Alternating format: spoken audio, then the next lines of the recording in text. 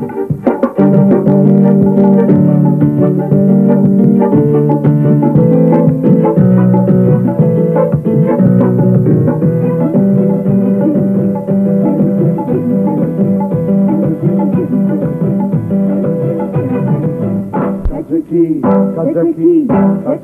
امروز شگشتم چه کنم افسوس حال مردم کجکی امروز شگشتم چه کنم افسوس حال مردم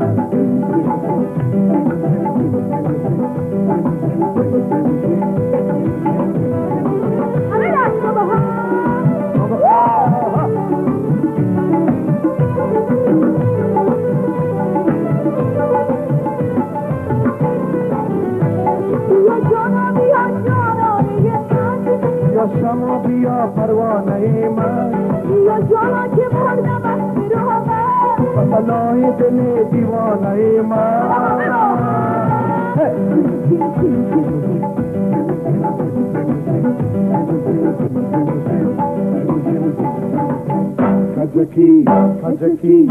کجکی امروز شگشتم چه کنم افسوس حال مردم کجکی امروز شگشتم چه کنم افسوس حال مردم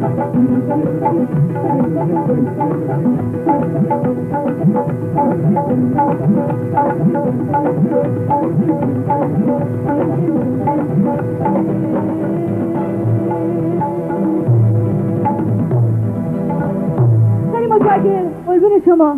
به افتخار گروه موسیقی دست خیلی بلند، افتخار آقای حبیب قادر و دوستان عزیز خواهش می‌کنم تشریف بیارین کنسرت گذارای امشب، تشریف بیارین که دوستان عزیز ببینن شما رو. به افتخارشون یه دست خیلی بلند بزنید. مرزا محمد جان با اینکه تجربه اولشون بوده ولی کارشون بسیار خوب بوده. دست محکم بزنین بابا، بذارین خستگیشون در